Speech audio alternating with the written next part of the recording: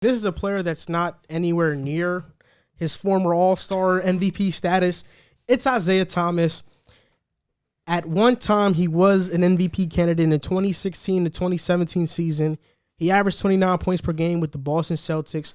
But ever since then, he got traded to Cleveland, then got traded to the Lakers, then signed with the Denver Nuggets, got no minutes. Then this past year, he was with the Wizards and averaged 12 points, 4 assists, shot 41% from three and 41% from the field. Should Isaiah Thomas get another shot to play real minutes in the NBA? 6-man, be a bench player. You want to start on this? I just want to ask for what and where. For what? Like what? I mean, you tell me of a team, and who needs a 5'9" point guard? The Knicks. Oh my God. Are you being serious? No, I'm dead serious. Yo, I think said, hell no. I think that instead of Elfrid Payton, the Knicks should have signed Isaiah Thomas. What the? You're crazy. I think so. I think you so. You make me he so can mad. shoot. Okay, but you don't need a guy who's just gonna take shots from your young guys. He is not progressing you anywhere. Like he's not doing anything for you. He's not Elfrid making. Payton is. He's a playmaker. You need that. Come on, man. He averaged 8 assists a game. 8? Yeah, I think it was 7.5.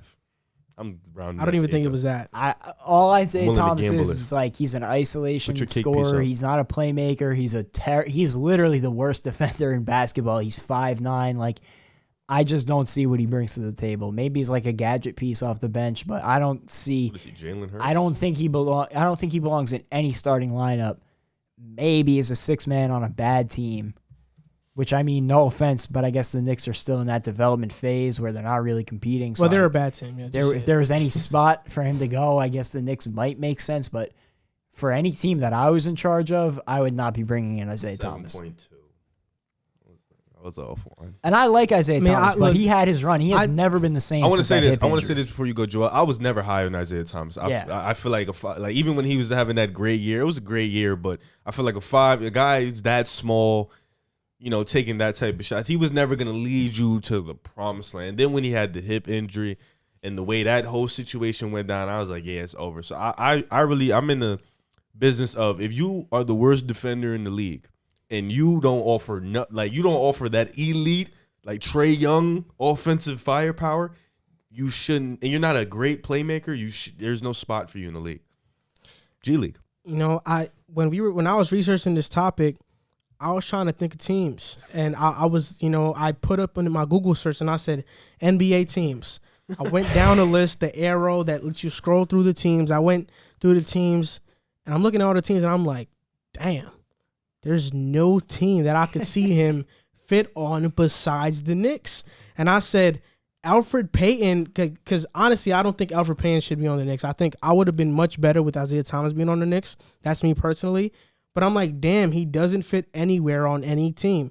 And I think it sucks because this is a guy who had a great story, a great year with Boston, and Boston really did him dirty. And ever since then, his career has went downhill. I agree with you, and I think it speaks towards loyalty is only a word in the dictionary, especially when it comes to the NBA. Like, loyalty means nothing. And you look at I am a big Danny Ainge critic because I always say about Danny Ainge, he will only make moves that he knows he 100% wins on paper.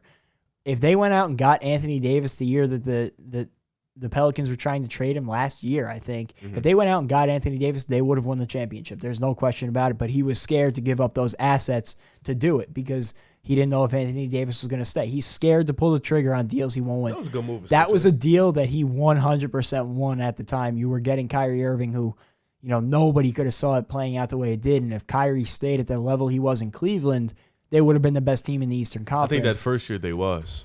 And you look at what happens from Isaiah Thomas from then on, coming back from the surgery, he's never the same. So they sold incredibly high on him. And although it didn't work out, I mean, it kind of did. I guess Kyrie leaving hurt it, but you weren't going to get better value for Isaiah Thomas, and all he was going to be was, a contract on your team that was only hurting you and blocking whatever talent you had there, which I think is what he would be for any team right now. I just could only see him fitting with bad teams. He's like a very much worse Russell Westbrook for me. You know, because somebody even mentioned right now he could fit on the Clippers. They need a point guard. I feel like Reggie Jackson is. Because Reggie Jackson I think is better than Isaiah Thomas, and me too. It's kind of disappointing and sad how bad Is it though? Isaiah Thomas's career has went. I feel You look like Isaiah Thomas. I don't want this to seem like I'm an Isaiah Thomas hater. I'm just speaking candidly. I really like Isaiah Thomas. He has a great story. I think that picture of him getting drafted and being Mr. Irrelevant and having the only person speak to him on draft night was one season ticket holder from the Kings. He didn't have a single reporter by him. Like, it's a great story. And he went to Phoenix and played really well, and then went to Boston and was one of the best stories that I can remember in recent NBA history. But at this stage in his career, he's 5'9". He's done. A terrible defender. Like, I just don't see where he fits.